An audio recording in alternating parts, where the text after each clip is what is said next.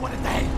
What a lovely day! For Mad Max fans, the spin-off and prequel to Mad Max Fury Road, which is for now titled Furiosa, is finally taking some exciting and surprising steps forward. The installment will focus on, you guessed it, Furiosa, and her story before the events of Fury Road. But with one big twist, some major Fury Road stars will not be returning. Let's dive into that and more with everything we know so far about Mad Max's Furiosa. But before I give you all the nitty-gritty details, go down, hit subscribe, and turn on your notifications. We're in some of the earliest days of Furiosa's development, and you do not want to miss a single update from us here at CinemaBlend. So, probably the biggest news coming out about the prequel is that the focal character, previously and beautifully portrayed by Charlize Theron, has been recast, with the witch star Anya Taylor-Joy filling the role. Which is just wild, as Theron had previously stated that she'd be all for returning to the franchise as Furiosa. I mean, hell, even Tom Hardy was on board to return, but this one's not about him, so we kinda get why he was left behind. After finding out about her kick from the franchise, Theron told The Hollywood Reporter, "It's a tough one to swallow. Listen, I fully respect George, if not more so in the aftermath of making Fury Road with him. He's a master and I wish him nothing but the best. Yeah, it's a little heartbreaking for sure. I really love that character and I'm so grateful that I had a small part in creating her."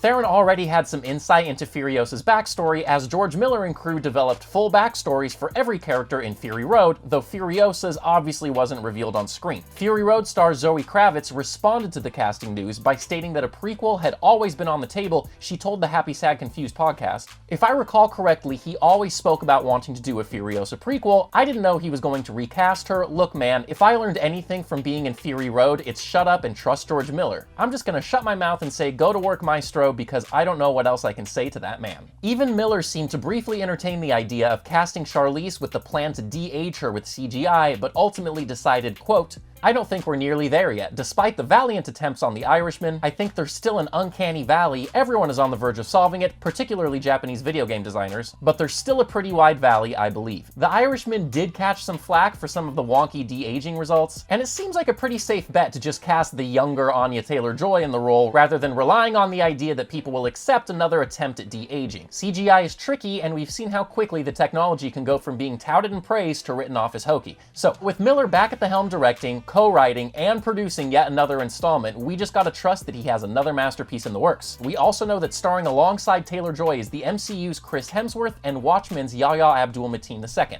We don't know who exactly these two will be portraying yet, and nothing has been revealed about the exact plot of the film, only that it will, quote, track the genesis of Furiosa before she teamed up with Max Rokitansky in Fury Road. But there are definitely bits and pieces of the plot we can gather from what we learned in 2015's Fury Road. We know that Furiosa and her mother were kidnapped from the Green Place when she was young and brought to the Citadel, which is run by the water-hoarding dictator Immortan Joe. By the time we catch up to her in Fury Road, the Green Place is a horrific swamp, Furiosa is a badass, and Immortan Joe is, well, still the worst. Since she didn't really get a happy ending until the end of Fury Road, the prequel is definitely going to be full of trials and tribulations as the future badass goes from kidnappee to Imperator. I mean, hey, we might even get to see how she loses her arm, which Charlize and Miller himself told Rotten Tomatoes has a really cool story behind it and involved a hardcore battle. And if we've learned anything from previous installments, it's that there will be plenty of hardcore moments to look forward to in Furiosa. Despite all the casting announcements and reports that the film is in advanced development, there has actually been no official green light from Warner Brothers yet, so obviously there's no release date, though Miller said that production will start as soon as he finishes shooting 3,000 Years of Longing, which has been significantly delayed by the pandemic. The pay dispute and lawsuit between Miller and Warner Brothers that followed Fury Road likely didn't leave many fuzzy feelings leading into the prequel, but Fury Road crushed at the box office, won 6 Academy Awards, and is kinda considered to be one of the best movies ever made, so I'm sure they'll work something out.